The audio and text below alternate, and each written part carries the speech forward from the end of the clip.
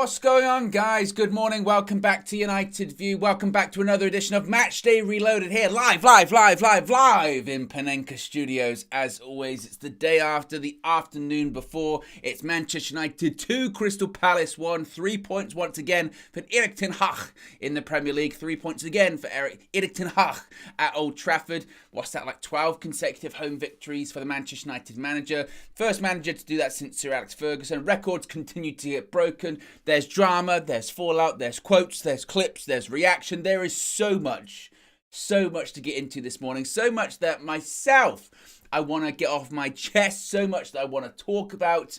We are going to have a big discussion, and I want it to be a discussion. I know it's difficult sometimes in these solo shows to get a discussion going, but I'm going to do my very best to get your comments up on the screen, so be sure to get your chats in, and we'll get them up on the screen regarding this red card for Casemiro. So much debate about this red card regarding Casemiro, so much debate around whether it was actually a red card, wasn't it a red card, should we appeal it, VAR, what's going on with that, inconsistencies with the referees. There was actually another match, there was a match on. If you would think of looking at the reaction to yesterday, you would have think it was only the red card that happened in the game. There was plenty of other stuff that happened in the game. Of course, we won it 2-1. Bruno Fernandes scores a penalty in the 7th minute after a clear handball, and a handball that VAR actually did its job. VAR did its job in that clearly it was handball. They check it, penalty given. No problem. We both benefited and didn't benefit from technology from VAR yesterday. So we're going to get into that. Again, Bruno Fernandes scores from the penalty spot 12 yards out. Cruise control, second half. Went up the gears a little bit. Weren't perfect. Wasn't a perfect performance in the first half. Felt like we could improve more, certainly, and we did. Second half, fantastic goal. One of the, I think, the best team goals I've seen from a Manchester United side in a really long time, with Marcus Rashford's second half goal. Great link-up play. Erik ten Hag ball at its premium. That's what we saw there, and we were cruising. Easy game. Crystal Palace offered next to nothing, and then bang! The Flashpoint, the Casemiro red card. I'm going to share my thoughts on that. I shared it yesterday in my fan view yesterday, but I want to get into it in a lot more detail this morning. And I want to get your guys' thoughts. Of course, it's the first time I myself have been live since the game yesterday, so I'm going to get your thoughts on that as well. Of course, they scored their goal, whatever. I want to talk about the referee and all that fun stuff. So be sure to smash the like on the like button. Be sure to subscribe, bottom right hand corner. See what you guys are saying. United supporter says never a red. Ashley Williams says, I need this Cas red card analysis. Tommy Lee says, wasn't a red. And then if that was, then look at everybody who was holding the players back and pushing them around their neck. Martin says, not denying that, mate. VAR did not show all angles of the whole incident to the referee.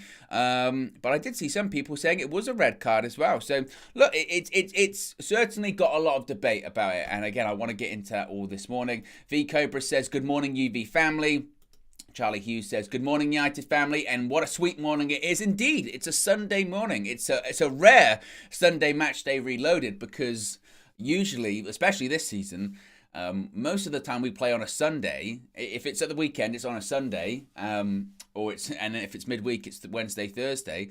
It's a very, very rare situation that we play 3 p.m. Old Trafford Saturday. So this is a rare Sunday morning match day reloaded. Absolutely. See what else he was saying.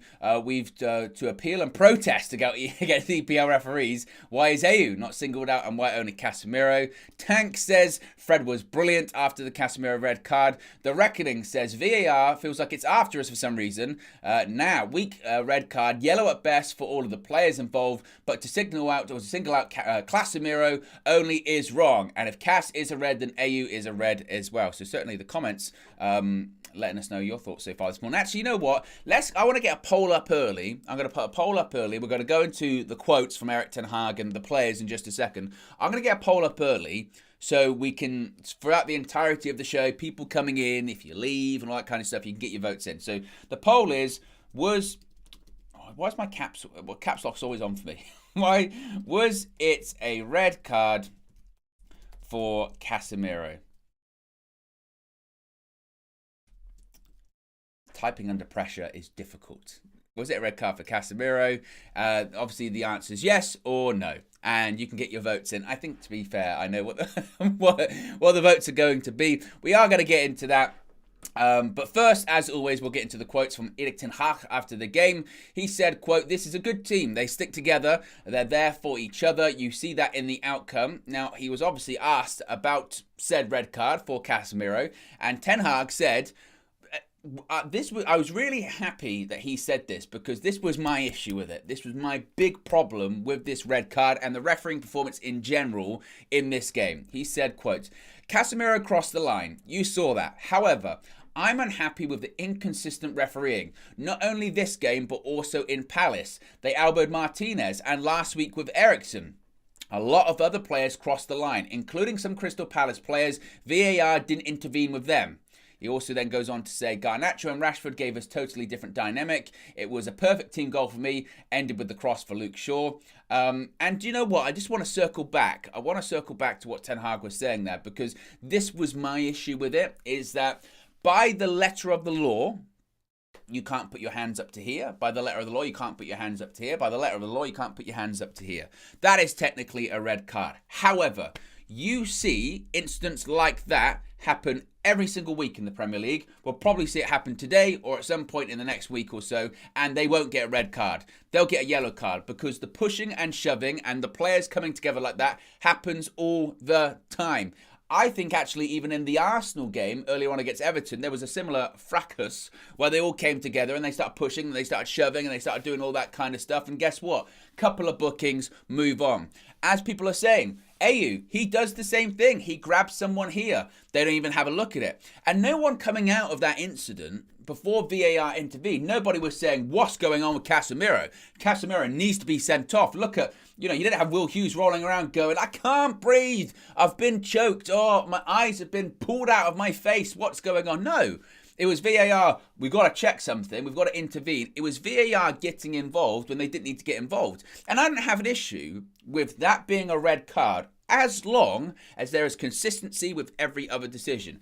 If you're saying baseline, that's a red card, and every single time that happens throughout the season, or the majority of the time, not every single time, because not everyone's perfect. VAR, they should be near enough perfect. They've got multiple camera angles and time to look at it. But most of the time, if you're saying that's a red card most of the time, no problem whatsoever. The issue is, for a fact that won't be a red card most of the time. You know it. You know that won't be a red card. You know you'll see incidents like that and they'll go, booking, I don't want to ruin the game. I saw Howard Webb on Sky Sports the other day prior to the Chelsea game saying we want to pull the curtain back. We want to pull the curtain back. We want to open those lines of communication. We want to open those lines of dialogue about referees, refereeing decisions, why we've made them. Explain why you've made that one and why you don't make the one for Ayew then. Pull the curtain back. Because I don't see a curtain being pulled back here. I just see a bizarre decision that nearly did change the game. I thought referees don't want to get involved. I thought referees don't want to change the course of the game. That very nearly changed the course of the game. But to be honest, even though we won, it did change the course of the game because we were cruising. We were absolutely cruising through it. Palace were offering nothing. And then once Casemiro gets sent off, changes that game completely. And it's going to change the next 3 games without him. Now, in my opinion, I don't even know if Manchester United should appeal it, because my feeling is the referees will not overturn that. And the reason they won't overturn that is because, as I mentioned, by the letter of the law, they'll say, well, by this rule, by that rule, by that rule, it's a red card. So, sorry, decision was correct. And I'm not necessarily disputing that. What I'm disputing is the inconsistency with the decisions. You will see the majority of them not given because they'll say these kind of situations happen all the time. That's what they'll say. You see this stuff happen all the time. They go booking, calm down, move on.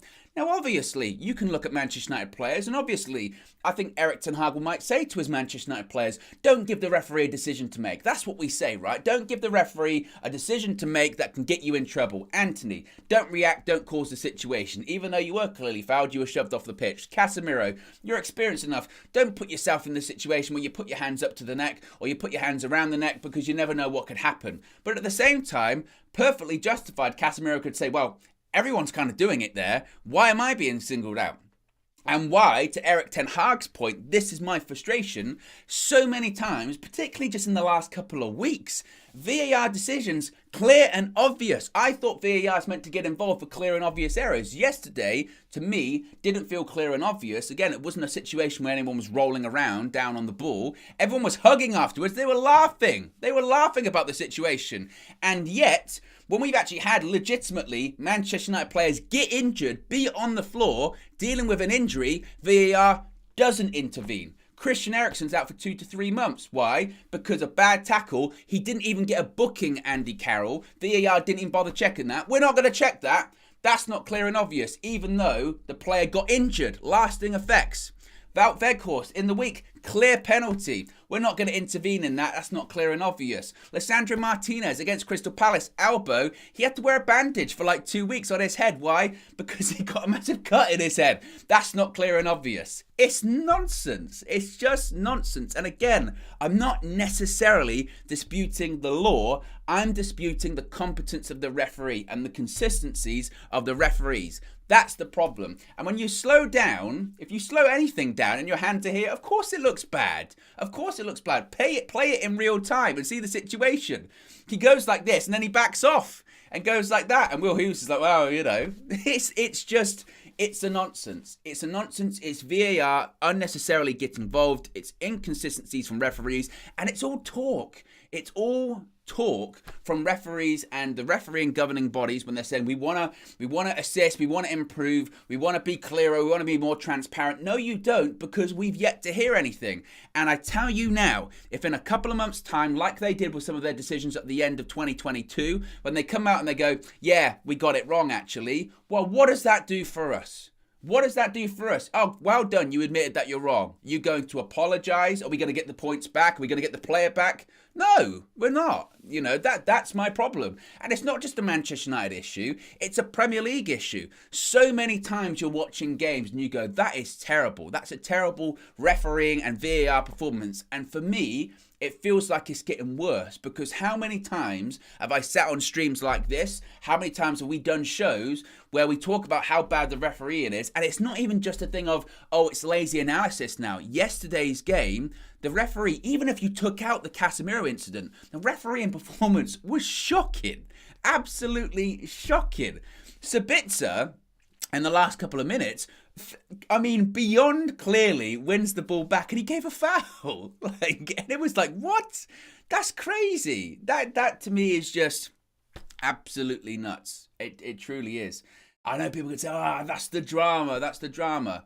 But for the Premier League being this league with so much investment and overseas players and overseas managers and the best players in the world, the best managers, the best coaches, the best facilities, the most money in the world, we have some of the worst referees. Like I just don't understand it. I really, really don't. And the fact that VAR has been around for several years at this point and they still can't get it right. Do you know how wild that is? That you can get, a referee can get a decision wrong in real time, human error, okay. But for those big key decisions, you've got multiple looks at it, multiple camera angles at it, multiple speeds to look at it. You've got multiple people looking at it and you still get it wrong. And maybe it's a design by committee situation where, what do they say? A camel is a horse designed by committee.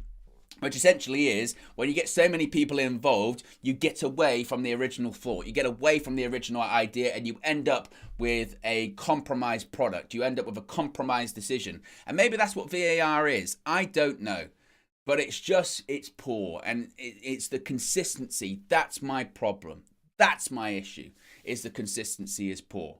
Is you'll see the same decision and the same things and they'll be wrong. And I know people will say, well, there are decisions that have benefited United this season.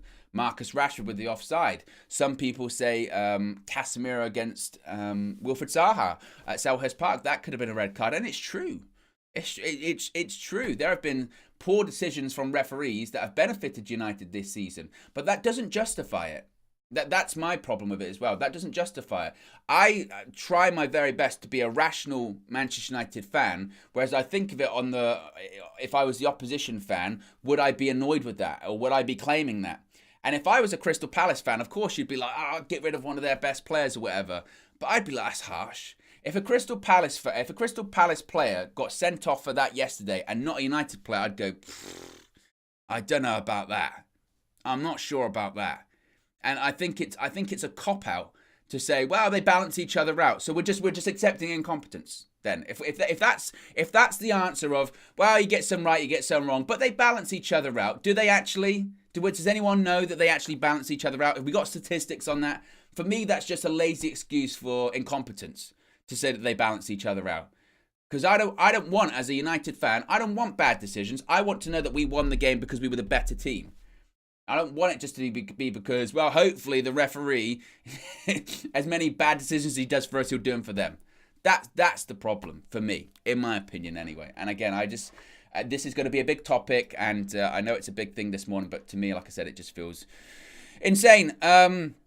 Sophia O'Connor says they refuse to outsource and get European refs who seem to do a better job.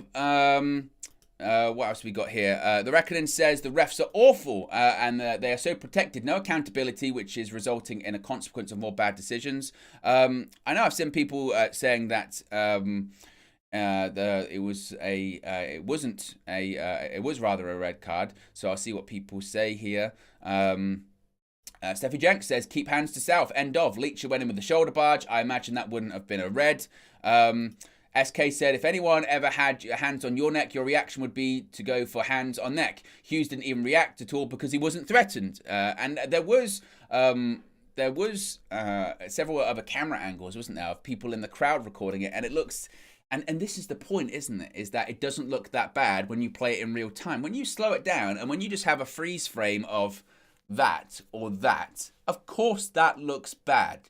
But that can be half a second. That can be, 1 second. And the reaction afterwards can be, oh, sorry. And the guys afterwards can be, oh, sorry. And it's not a big deal, And again, nobody, after that, like pushing and shoving, everyone was fine, And I think, again, human referee mistakes can happen. But my issue is when VAR intervenes and they still get it wrong. Or they intervene for no reason. That, to me, I just don't understand that. I don't. And I just think chalking it up to, wow, drama, or chalking it up to they balance each other out, I just think that's so lazy. And I think that's such a cop-out for incompetence. I really do.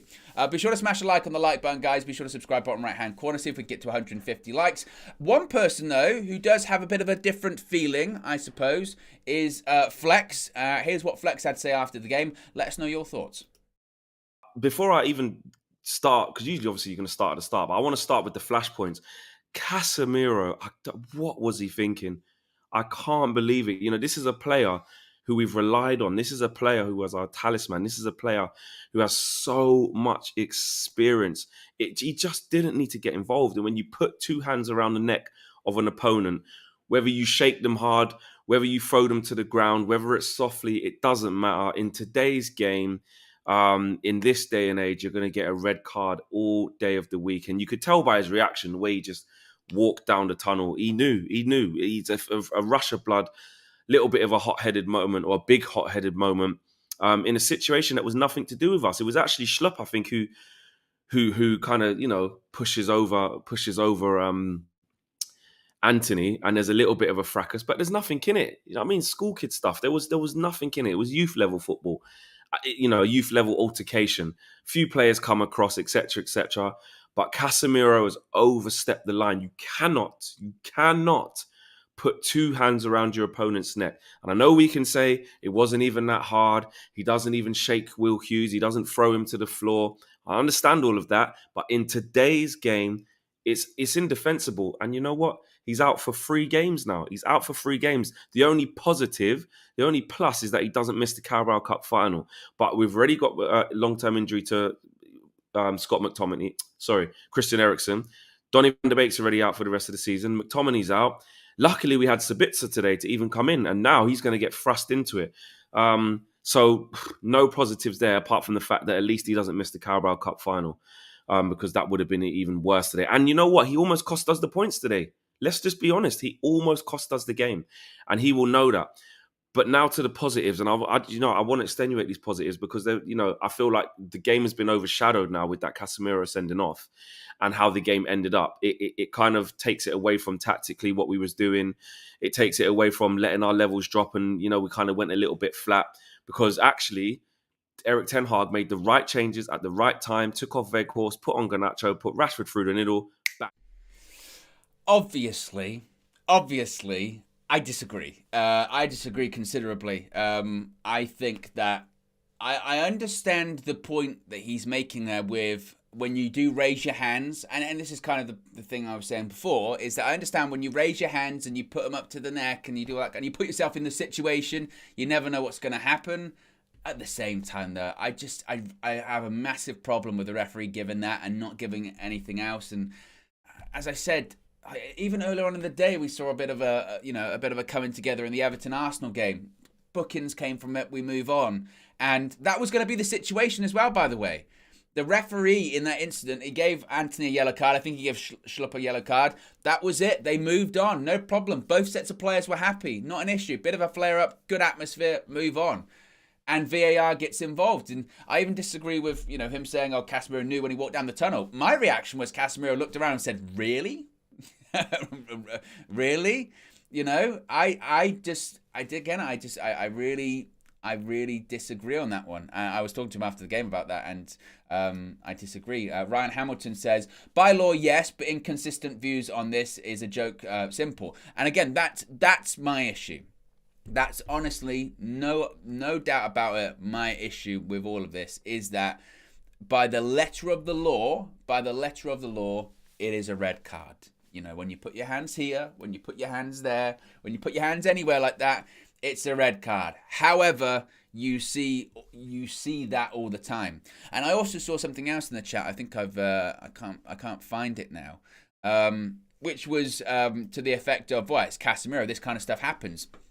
It doesn't. That's the thing as well. This thing doesn't happen with Casemiro. It was from BT Sport saying Casemiro's red card was the first straight red he's ever been handed while representing a club within the Big Five European leagues. So yes, he might have had 2 yellow cards through his career, but in terms of a straight red, bad tackle or push in the face, all that kind of stuff, that's the first time that's ever happened to him in the Big Five European leagues. So again, he does know better. That's the thing. He does know better, and probably in his mind he thought, I'm not going to get sent off for this. I'm not. It's not going to happen. I think I'm pretty safe here, and it still got given. So look, this debate will continue on. Again, my issue isn't necessarily with the action and all that kind of stuff. My issue is more with the inconsistency of the referees. That's my problem with all of this, So again, it will rage on, and I don't want to spend every single waking second this morning talking about it as well, because there were other factors that happened in the game and there were other outcomes in the game. And I think one thing that does need to be praised as well is Manchester United's reaction to the red card, is Manchester United's character after the red card, because Crystal Palace get their goal, and to be honest, United could have crumpled, and we very nearly did. I think Eric Ten Hag and the players deserve a lot of credit, particularly with Eric Ten Hag, because Palace had major opportunities. I mean, they get their goal, and I thought, well, everyone knows where this is going. I thought we were going to concede a second, but Lisandro Martinez was absolutely just incredible. Again, Ten Hag brought on Lindelof, he brought on Maguire, he shifted things around, and the team dug in. De Gea made a couple of saves. The team dug in and showed character and showed togetherness and showed spirit that, as we say, that wasn't there last season, and arguably it wasn't even there earlier this season as well. And I think that the team deserves a huge amount of credit for that. I really do, because it's those kind of games, it's those kind of moments which can not necessarily define your season, but they can bring you together. Manchester United has always thrived on the us against the world mentality. Sir Alex Ferguson was a genius at fostering that during his tenure there. Everyone's against us. The Premier League are against us. Referees are against us. Teams are against us, whatever. Even when we were getting the rub of the green when it came to refereeing decisions. And we kind of had that yesterday, just with the poor performance from the referee and the VAR. It felt like that us against the world mentality. It felt like that. And we managed to battle through, and the atmosphere was fantastic. And you had Fred putting in tackles, and again you had Martinez making blocks and just putting his body on the line. And again, shame on you, Jamie Carragher, because every single week, that whole oh, can he succeed in the Premier League? I think he's too small. A small centre-back's never worked in the Premier League. Graham Souness saying, oh, he's vertically challenged and all that kind of stuff. Nonsense. Absolute nonsense. And I also saw Gabby Agbon-Lahore go on TalkSport and equate it to Casemiro's red card for being like Brock Lesnar in UFC. I don't think he saw a Brock Lesnar UFC fight, to be honest with you, if that's necessarily the case. Brock Lesnar wasn't really much of a throat grabber or anything like that. It was a very bizarre take. It was just one of those ones which you went, oh, okay, okay. But again, the United's mentality, United's character, United's spirit in managing to hold on in a difficult situation, getting the 3 points, going up into third position, and especially, look, in a day where lots of people around us continue to drop points, right? You saw Manchester United now up to third. Arsenal, people, I don't think we're not in a title race or anything like that, but they dropped points. Newcastle, more importantly, at home, they drew of West Ham. They dropped points.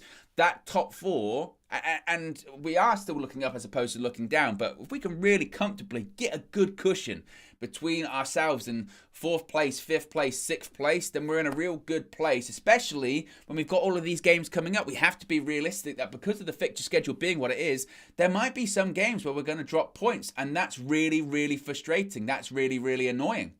But at the same time, if you can get that cushion, you allow yourself to give yourself an opportunity in case things go wrong, and you have your destiny, your future in your own hands. And it's results like that yesterday that positively contribute to that, certainly. So certainly a very good weekend result-wise for Manchester United, despite all of the craziness coming on. KG was at Old Trafford yesterday. Here's what Mr. Reckless himself had to say after United's 2-1 victory over Palace. Liverpool, Arsenal, you lost. Arsenal lost. Chelsea, all the money spent in your face. Listen, even the referee, seriously, look at me, ref. Today, United on the team for me with a Love that. That's what it's about. Fan interaction out here, being there with the fans. Oh, man, energy is energy in right now. Let's talk, though. Let's get into this game and talk about the good and some of the bad. The good, immediately. First half, Man United, we start well. We get the goal. Bruno Fernandes. I don't even know how we got the penalty, but I know we got one. I remember saying, ref, penalty. Excited. Long VAR decision, though. Took too long. Started to annoy me. And then after we get the goal, I think Man United go into a shell. Man United didn't look the same. How we expected to look, it was just different. So I think we slowed it down. Why does control? But it was too slow, too tepid, and Crystal Palace came into the game. You could see from the ending of the first half, you could see what the game was steadily going towards. And what happens? They're inevitable. Man United making this, just making a run for their own backs. I'll talk about the Anthony moment when Anthony gets pushed off the pitch. I think the reaction from Anthony may have been a bit... It's hard because you can't tell a player not to react. But if Anthony didn't react as much or show that much anger, probably it would have de-escalated and it wouldn't have been that. And Casemiro wouldn't have gone to the chokehold. But we're doing shoulda, woulda, couldas. End of the day, Man United need to show fight. People need to know you can't just come to Old Trafford and think you can have your way, out physical us or out try to bully us. No bullying's going to happen at this thing. Listen, we are bullying free, fam. Not at this club, not at the stadium. 13 wins at home. Again, Man United is showing something that we haven't seen in a long time. Character. You used to talk about passion and desire, but we've also matched passion and desire with character, and it's there in bundles. Varane, Martinez, and Martinez today is special, immense. Varane is just a wonderful defender. You talk about Wan-Bissaka as well, the whole back line, and I got to say a special shout out to Harry Maguire and Lindelof because today they were needed. This is the games where you come on and I pulled the clip this morning. That clip that we just played, I pulled that, and I did not see the burp.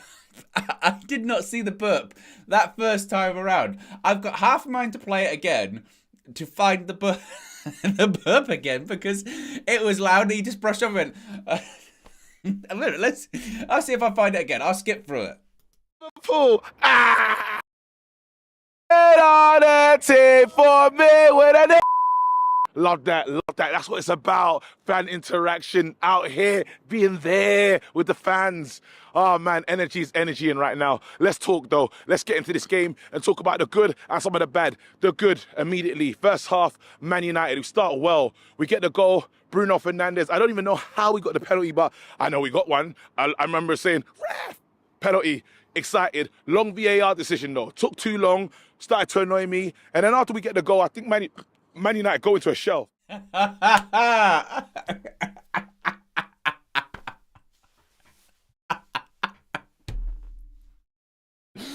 Oh, oh man. When I first said it, I went, did he burp? Did he just burp? How could you not love KG? He got literally, by all definitions of the word, he got gassed. He got literally gassed. The worst thing is that's happened to me as well. You're just talking and you just feel it. You start seeing it, it just comes all the way up. And you go, oh, it's got to come out. But oh, that's cheered me up though. And what about referees? You only got KG burping in the morning. That's tremendous. Bruno Fernandes. Can we talk for a second about Bruno Fernandes? Because Bruno Fernandes, of course, he opens the scoring with his penalty, 12 yards out. The captain yesterday. I've got a stat for you this morning. You love the stats. I've got one for you. Bruno Fernandes, in his last 6 Premier League appearances, Wolves, assist. Bournemouth, assist. Man City, goal. Crystal Palace, goal. Arsenal, assist. Crystal Palace, goal. Bruno's such a weird one, isn't it? Because he will do that. Ow. Just hit the desk. He will do that. This is how fired up I am. He will do all of that. And there will still be criticisms about his play, or there will still be people that go, is he really contributing enough? Is he really adding enough to this United side? He's adding so much in terms of his leadership, but he's getting goals and assists still. And I know that, you know, people can say, oh, it's a penalty. But that even that bothers me as well when people say it's a penalty. Oh, apparently they just shouldn't count then. Penalties don't count. You're not allowed to score them. Of course they count. 3 goals, 3 assists. That's what you want from your number 10. That's what you want for your captain. And it's been just over 3 years since Bruno Fernandes signed with Manchester United. And whilst during this period of time we haven't won a trophy because we've been barren when it comes to trophies since 2017, but what he has offered us is goals, is assists, and particularly under Erik ten Hag, he's offered leadership. And that's the critical thing as well. He offers that leadership. I saw a picture of him in training with Kobbie Mainoo. He had his arm around him. And he gives that, you know, he just feels like a captain. That's what you want from your captain. And even I remember when we were playing Reading in the FA Cup, and he wasn't that good in that game, and he came off, and you went, oh, tell you what, Bruno's had a bit of a stinker today. When it matters, in these Premier League games, he delivers. He always delivers. And I know from the penalty spot, he has missed some of his penalties in the past, but he's what the captain should be. And it's not even a slight Harry Maguire or anything like that, but it's just that kind of leadership that you're looking for with Manchester United.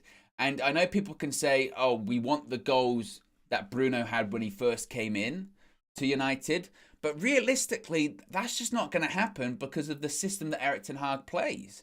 You know, Bruno Fernandes is more about linking up the play. He is more about assists, and he still does get goals, and he still does contribute like that. But you have to remember, under Ole Gunnar Solskjaer, Bruno Fernandes, whilst he was a number 10, he was essentially playing as a striker. A lot of the time, he was level with the forward, and a lot of the time, the final ball was to Bruno Fernandes. That's not necessarily the case now. He's much more creative in his number 10 position, but he's still contributing. He's still getting the goals, and he's still getting the assists. SK with a super chat here says, with Bruno, it's because he's not as pretty on the ball as other players. A lot of people disregard his effectiveness and availability. Also, rivals hate him. I love it. I tell you what, that's the thing as well, isn't it, SK there, is that there's just something about everyone loves a shithouse player. And Bruno Fernandes absolutely is that. That's why it's good that he's the captain, because when he's not the captain, because obviously as the captain, you're allowed to constantly be talking to the referee. And when Bruno's the captain, that means he can, and he moans to the referee all the time anyway. But when he's the captain, he's allowed to. He can constantly be whinging at the ref. Maybe that's why they're so terrible. Bruno's distracting them the entire game. I don't know. Nevertheless, when he's not the captain, he can't moan to the referee as much. Maybe, I don't know. But he is a shithouse, and people do hate it when he goes down, and people hate it when he's complaining and he's moaning. But I love it. I love it when he gets opposition fans angry. Because it was the same with people like Ander Herrera. You know, they're just one of those players that, yeah, if you're an opposition fan, you hate them. Oh, you hate them. And they drive you up the wall and you go, I can't stand that player, blah, blah, blah. But if he's your player, he's your shithouse. He's your person that moans and complains. And that's what you want. And he is the captain. Bruno Fernandes is the Manchester United captain. I know technically Harry Maguire is the club captain, as Ten Hag has said several times. But for me, Maguire's going in the summer. And his replacement in terms of the captaincy will be Bruno Fernandes. No doubt about that. Let's get some more reaction, this time from Marcel. Marcel spoke to KG outside Old Trafford. Here's what he had to say. How do you feel about that performance? 2-1, bro. 2-1. A kind of interesting first half where you think it's going to be a 4-0 score, 3-0 score. Big goals, 20 minutes into the game and you're thinking Bruno Fernandes has already put away a penalty, lots of chances, Weghorst header, just lots of exciting action. Especially as I was on the East Stand, lots and lots of action in the game.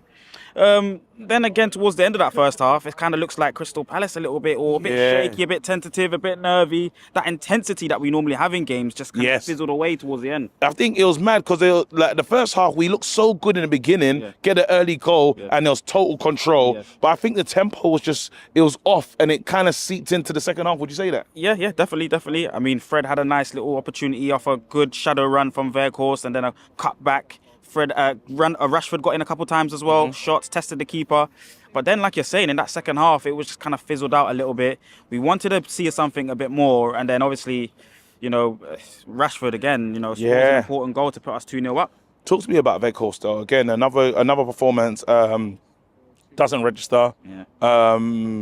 What are you thinking? And listen, I thought he was going to score at least 2 today. That's the team that he's obviously coming into the league played against. So I thought, okay, he would understand it a bit more. He's got a presence up front, but it's a different kind of presence. It's that dynamic running presence. Similar to Bruno, lots of energy, trying to force mistakes. But for someone so big, you need a physical aerial presence. Be able to stand your ground and win these aerial challenges. I remember David De Gea in the second half, kicking the ball long, and you're thinking, okay, let's contest for it. And he always loses that contention for the ball up in the air. But you're so tall. It doesn't make sense. I've been looking at him. I've been looking at his performances. And it makes me perplexed. I am perplexed watching Weghorst, definitely. But then, you know what? I need to just remind myself. It's one of saying reminding yourself that he is here on loan. Again, not to focus on the negatives. Man United get through this game, and would you say that it's a game that we could have got through before? Character. Massive amount of character. You don't see that much last season, but this season, character, especially in this game. I think it's 13 home games we've won this season here. Absolutely incredible. Absolutely incredible. So we had fight and determination. Last season, sometimes you crumble in these kind of fixtures. A very, very good performance from everyone. I think Ten Hag had to make another big decision. Garnacho had to, the sub had to get subbed. I saw Marcel did a bit of a hot take on social media, as Marcel tends to do, talking about Garnacho, saying there was a picture of Garnacho where he was a substitute that came on, and then because of the red card and because of the need to change shape and bring defenders on, he was substituted off. He got taken off, and he was sat on the steps as you come out of the bench, and people perceive that as a bad reaction or a bad attitude. I just thought, look, nobody likes to be a substitute that gets substituted. And I didn't see that as a negative on, Garnacho's got a bad attitude. This is what we said, he's got a bad attitude. No. Like, he's disappointed that he came off. It's not a big deal. For me, that wasn't a big deal. So I don't want to focus on that too much. What I do want to focus on is 2 players that once the red card did happen and we needed grit, we needed players to put their bodies on the line. We spoke about Lisandro Martinez earlier on, but I think Fred also deserves a ton of credit. I really do think he does. And I know that, again, Fred's got this almost stigma attached with him that, with the McFred and all that kind of stuff. Fred yesterday, when it mattered, he put his ass on the line. He really did. He was putting in tackles at one point. He did a big slide tackle. He celebrated it with the crowd. The crowd as well at Old Trafford really helped get that team over the line yesterday, particularly after the red card. There was this sense of injustice. There was this feeling of we've been hard done by. There was this feeling of this referee's having a stinker, and Fred put a shift in. And Fred is just as responsible as the likes of Lisandro Martinez and others, and the people that scored the goal yesterday, Bruno Fernandes and Marcus Rashford. Fred is just as responsible for us getting that 3 points because he was putting in big tackles, he was winning the ball back, he was disrupting play when we needed it, and I think he deserves credit. And again, that's what Fred can be for us. You know, Fred shouldn't rather be that player that is starting every single week for United. Fred isn't that player that you go, oh, without him in the team, we're gonna lose this game. He's not, in that sense, vital for every single game. But for certain moments, certain scenarios, and certain matches, he can be critical. Example, Manchester City. That game where you need someone to do a job on a player, follow him around the whole pitch, Fred's perfect for that. It was the Ji-sung Park role under Sir Alex Ferguson. It can be the Fred role under Erik ten Hag. Situations like yesterday where you're down to 10 men, you've lost the extra man in midfield, you've lost the experience, the composure, the class of Casemiro. You need someone to make up that distance. You need someone to make up that energy. You need someone to put the foot in the midfield and really start to get around and try and win that ball back, try and disrupt play and get the crowd going as well. Some of the tackles were just important to raise the atmosphere at Old Trafford because it was the fans that were going to drag us over the line. And it was the fans yesterday, I think, that dragged us over the line in those difficult moments. And Fred was responsible in that. And then behind him, so you've got Fred doing that in the midfield. Behind him, you've got Lisandro Martinez doing the same thing. Martinez, I mean, there was a couple of instances where balls into the box, it looked like the centre forward was going to tap it in for Palace. Martinez, last minute block, last minute tackle, closing people down, throwing himself at the ball. And the thing is, I know that's his game, and I know he does that anyway, irrespective of if there's 10 or 5 minutes left and we're down to 10 men. Lisandro Martinez does that, but you need those characters, you need those leaders in those moments. And this is something I've spoken about previously, is the difference between this United side and the United side of last season is the amount of leadership in that squad, in that starting 11. You've got David De Gea, you've got Rafael Varane, you've got the addition of a Lisandro Martinez, leader. You've got the addition of a Casemiro in midfield, leader. You've got Bruno Fernandes, the captain. You've got Marcus Rashford, again, a leader-like figure. That's like 5 players in there that are leaders. And especially in situations yesterday where you lose one of your leaders, you need someone else to step up, which Fred did, and you also need your other leaders to step up as well. And they all did that. Whether it was Lisandro Martinez, whether it was Rafael Varane, whether it was David De Gea, whether it was Marcus Rashford, whether it was Bruno Fernandes, they all stepped up in their own way. They fought, they dug in, and they got what initially felt like was going to be a run-of-the-mill easy result. And if the Casemiro red card hadn't happened yesterday, we'd have said, well, good victory, 3 points, we move on. Wasn't, a difficult game, that's it. But it suddenly turned into a really, really important 3 points. It suddenly turned into a 3 points that this time last season, we'd have dropped points there. If we were 2-2 up and we'd have got the red card, it'd have ended up 2-2, maybe even 3-2, because that United team, and maybe that would have even happened earlier on this season. Because look back at that Brentford game. Look back at the game against Brighton at Old Trafford. This was a fragile, and that's probably putting it nicely, a weak Manchester United side in the past. And yesterday they showed something we haven't seen in a long time. That's character. That's the difference. That's character and that's grit. And that's not something we've associated with United for a long time, certainly. Let's get some more reaction, this time from UVHQ. Here's what Queen Mean had to say. Mina on United's 2-1 victory over Crystal Palace. 13th straight win at Old Trafford for Erik ten Hag, and what a win that was. United had to dig deep. They had to dig deep in the last 15, 20 minutes to be 2-0 up and to allow the opponent to kind of get back into it, not just by being 10 men down, but also conceding a scrappy goal from a set piece, from a corner. And I did say during, our match view that from set pieces, Crystal Palace did look a bit threatening, and we saw it quite a few times. We saw Richards with a header. We saw quite a few opportunities from corners, albeit that Manchester United had a lot more corners. We just couldn't be quite clinical from them, similar to how they were. But there's quite a lot of things to talk about, and I think everyone's going to be talking about that Casemiro red card, that little scrap that happened. Listen, there's negatives to take away from it, but I think there's a few positives. I know people might think, well, how can you take a positive away from one of our most important players being sent off and missing the next 3 matches? But I think one part of it, and even Erik ten Hag mentioned it in his post-match interview, is that the players fight together. There's literally a unity and a brotherhood in these players that, you know, in the past, they looked like a broken dressing room. It felt like Erik ten Hag might have been inheriting a broken dressing room after the season that we had last season. But this year, you see Anthony get pushed and react. He's young. He's got a bit of a little temperament, that Brazilian temperament, and he reacts. Fred comes running, Casemiro comes running, Marcus Rashford comes running, Lisandro Martinez comes running. Everybody comes running, and you just see that brotherhood, which is so big because, you know, no pun intended, but they fight together.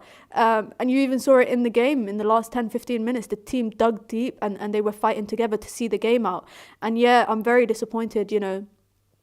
I do think it's a red card, but I think questions should be asked also about the inconsistencies of officiating when it comes to Manchester United matches this season. Obviously, VAR was always going to send him off. You see a man with his 2 hands around someone's neck, whether it's his collar or whatever, but, you know, in slow motion, it looks like he's got his hand around someone's neck. He's getting sent off. Obviously, there was other Crystal Palace players. Jordan Ayew had one hand around Fred's neck. Fred was gripping him up from his shirt. And there was a lot of pushing and shoving. Obviously, it's really disappointing to miss Casemiro for free. Big up Mina. Of course, she had the keys yesterday for the match view. Did an absolutely fantastic job. Queen Mean. I hope the minions are in the chat right now. You can put your Mina emojis if you're a member, or just an applause for Mina because she held down the fort yesterday in UVHQ. Did a fantastic job. It is not easy, by the way, doing those 3 PMs. That is challenging. Very, very challenging. So she did a fantastic job, certainly. And I know you guys, as always, will be giving Mina her flowers that she indeed does deserve. A little bit on Marcel Sabitzer. Of course, he made his Manchester United debut yesterday. Came on, second half substitute, and we needed him. Thank goodness. Thank goodness we did sign a centre midfielder in the January transfer window, deadline day signing, because with Eriksen's injury and now with Casemiro's suspension, we really need one. We really do need one. And I thought Sabitzer looked good. I thought he looked composed. I thought he looked lively. I thought he showed energy. I thought he looked good in the tackle when he came on.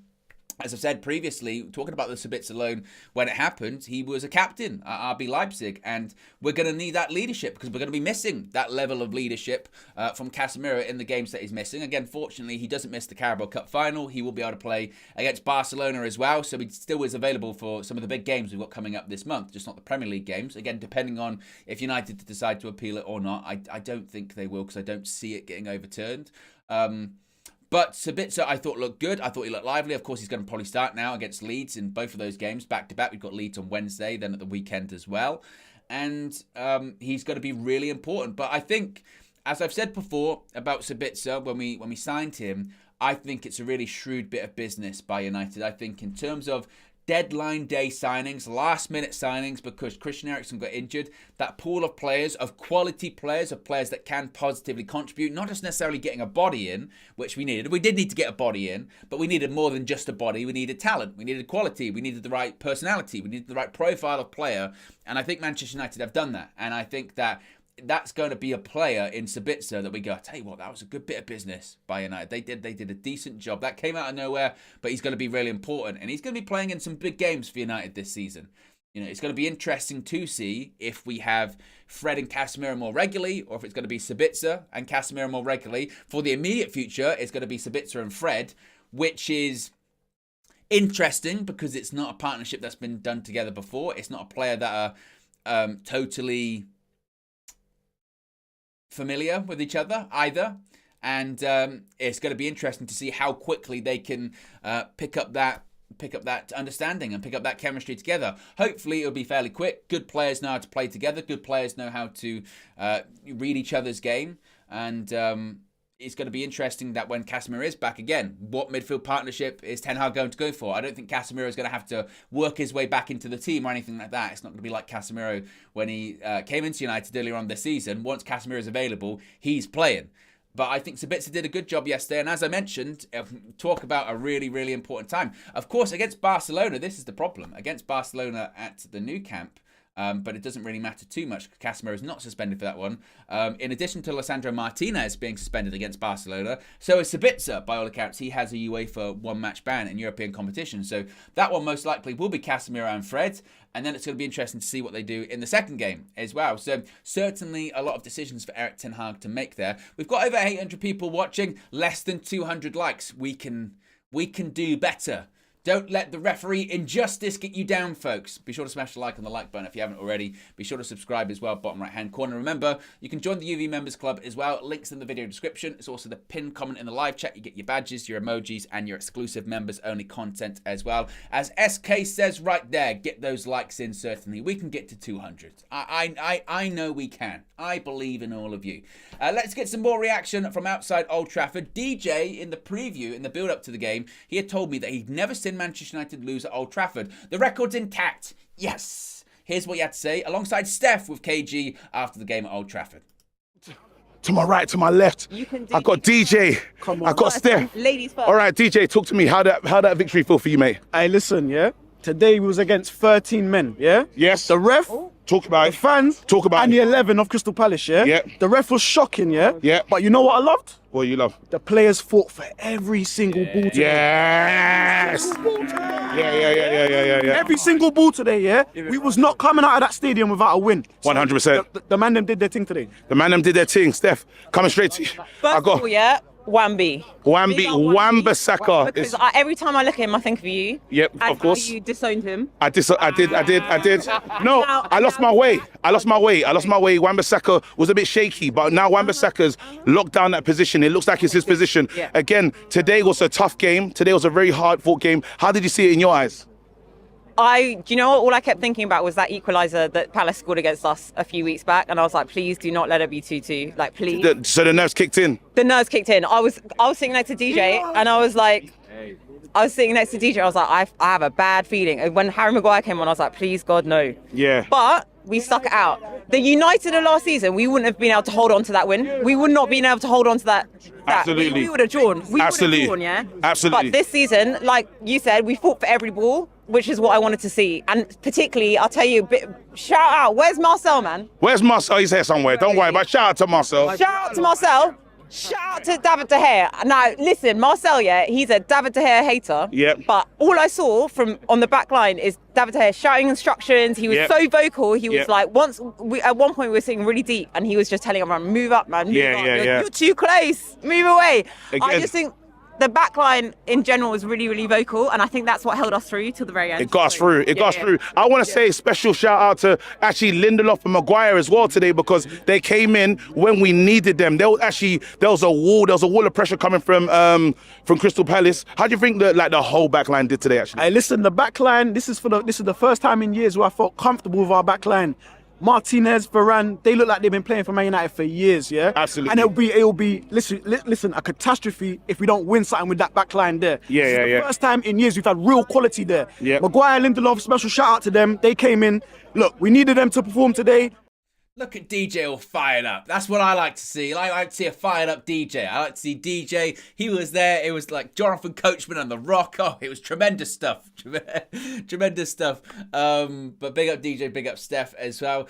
I do want to talk about Anthony Martial briefly, because we expected Anthony Martial to be in this team, in this squad. He obviously played in the week. Scored in the week against Nottingham Forest, and everyone said, right, okay, now that Wout Weghorst is in the team, we don't have to rush Martial back. We don't have to start him straight from the start, and we can see what happens. He was not in the squad yesterday, and everyone said, wait a minute, where's Anthony Martial? What's going on there?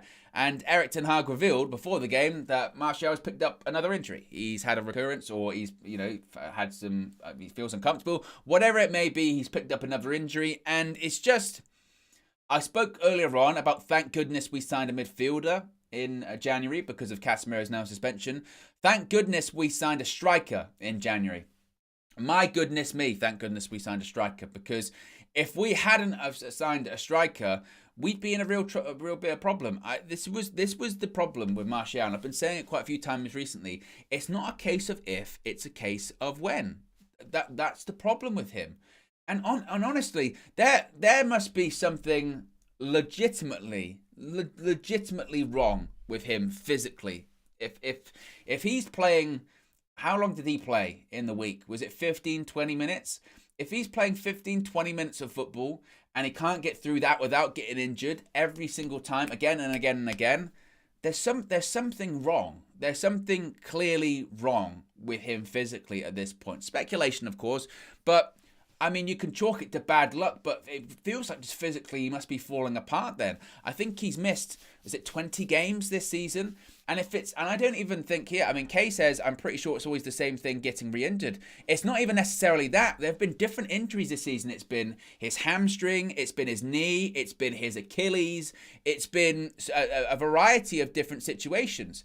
And I don't even know how Erik ten Hag handles this anymore. Apart from, honestly, come the summer, just saying, look, it's not worked. It's not worked.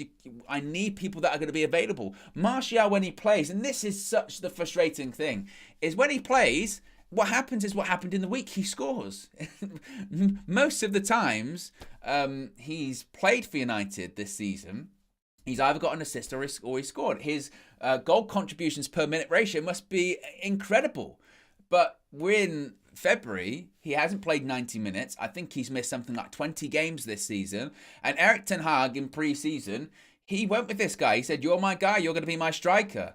And unfortunately, and it's not necessarily Martial's fault. He's not purposely missing the games. But unfortunately, it's a gamble that hasn't paid off for Erik ten Hag this year. You know, because the best availability, I know it's cliche, but the best ability is availability. And Wout Weghorst, is he as good as Anthony Martial? Of course he's not. He's not as good as Anthony Martial. But Wout Weghorst, even for someone that didn't have the best game yesterday, you know he's going to be playing on Wednesday. You know he's going to be available next weekend.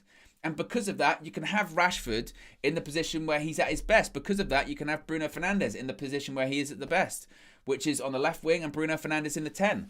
Otherwise, we see what happens, you know, during the game. And to be honest, when Rashford was moved to a striker, he scored. And when Rashford was moved to a striker against Man City, he scored. So it's not the end of the world. But the point being is Rashford prefers to play on the left, and most of the time he's more effective on the left. But I just think at this stage for Martial, it's just, you can give the player the benefit of the doubt so much, but then it comes to a point where you just go, sorry, man, it's not working. It's not working out. And I've said this about players a million times that haven't been at United. I used to say it about the likes of Jack Wilshere, Sturridge, and others, where people would go, yeah, but they're such good players. And I go, but they never play. And they go, yeah, but when they do play, they're such good players. But for me, if you're only playing a handful of games and you know the expectation is you're going to get injured, then you just can't be at an elite club. You have to be some kind of player for a club of the size of United to be willing to put up with that. That we're just happy to have you when you are available. And unfortunately, Martial just isn't that, unfortunately. And I think the end of the season, United just might have to cut bait, or they might have to move on. And they might have to just say, sorry, we need people that are going to be more available and more durable, especially with the play and the style that Erik ten Hag wants this team to have, because we just can't have you come on for 15, 20 minutes, you know, and score, great, and then be excited that you scored. I mean, we were, after the Forest game, we were talking about how fluid that front four looked. Martial, Rashford, Sancho, Bruno. First time they've been able to play that pretty much since pre-season, it felt like, you know. And what happened? Martial's out again. You can't build that. You can't. We're talking about improving the style of play. We're talking about chemistry. We're talking about patterns of play. You can't build that if you don't know the player's going to be there, and it's different injuries. I mean, if it was one same injury, then I would say, well, okay, like if it's one thing, you can spend the time fixing that one thing. If it was a knee problem, you'd say you can spend the time fixing that knee problem, or you can undergo surgery, out for the rest of the season, but you fix that knee problem. My concern with Martial is it's a myriad of different injuries. It is his knee, it's his Achilles, it's his back, it's his hip, it's his hamstring. You know, it's all of these different things. And maybe that has stemmed from, he did the interview earlier on the season where he said, well, certain managers, I was overplayed and I was played when I was injured. But unfortunately, football is a game where it's, what have you done for me lately? And the answer is with Martial is not that much. When you have played, you have done that much, but a lot of the time you're missing and we can't rely on you. And I think come the summer, I think that we're looking for a new striker anyway, but we might have to look for more than one. because it might be the end of the road for Martial, in all honesty. And you can let me know your thoughts in the comment section below and in the live chat as well. But there you go, guys. That's today's Match Day Reloaded. 3 points for United in the Premier League. Next game, of course, is Leeds midweek. Is that one at Elland Road? I think that one's at Old Trafford, and then that one's at Elland Road. I think. 2 Leeds games back to back. What a wild time. So be sure to smash a like on the like button. Be sure to subscribe, bottom right hand corner. Plenty of UV content on the horizon. We've got some real interesting and fun stuff planned this week. So be sure to subscribe, bottom right hand corner. Click the notification bell. You'll be notified every time we go live or a new video is uploaded. And have a great Sunday as well, folks. Again, a rare Sunday Match Day Reloaded. And I'll speak to you again very soon. Peace.